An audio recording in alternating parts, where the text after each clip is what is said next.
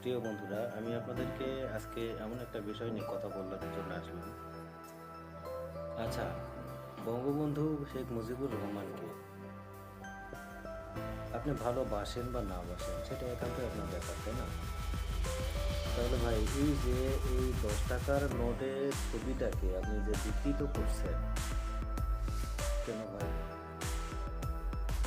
এই এইটা বিকৃত করে আপনি কি প্রমাণ করতে চাইছেন যে আপনি বঙ্গবন্ধুকে ভালোবাসেন না? ভাই, এই বিষয়টা আপনি কি ভেবে দেখছেন? ভেবে করছেন কাজটা? টাকা টাকা তো ভাই আল্লাহ রহমত। আল্লাহ রহমত করছে বলে তো টাকাটা আপনি পাইছেন। আপনি হয়তো বা চাকরি বাকরি করছেন, কাজকর্ম করে টাকাটা উপার্জন করছেন, কিন্তু আল্লাহ রহমত যদি না থাকতো তাহলে আপনি কাজ করতে পারতেন না, টাকাটা উপার্জন করতে পারতেন না। তাহলে ভাই কেন এই টাকাটা বিকৃত করলেন? এই টাকা বিকৃত করার অধিকার আপনার নেই।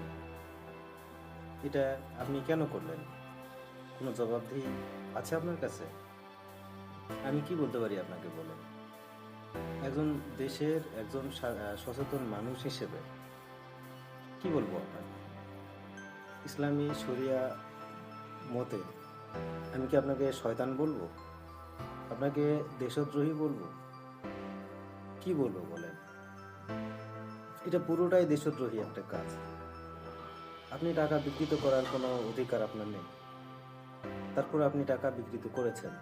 এটা দেশদ্রোহী অপরাধ, অনেক বড় অপরাধ। বন্ধুগণ, আমি আপনাদেরকে ঠিক এটা বলতে চাচ্ছি যে নিজের গাত সারে কখনোই টাকা বিকৃত করবেন না। টাকাটা আল্লাহর রহমত। আল্লাহ চাইলে টাকা মানুষের কাছে আসে, আল্লাহ না চাইলে আসে না। তাই রহমতটাকে রহমত হিসেবেই নিয়ে বোঝার চেষ্টা করুন। ধন্যবাদ।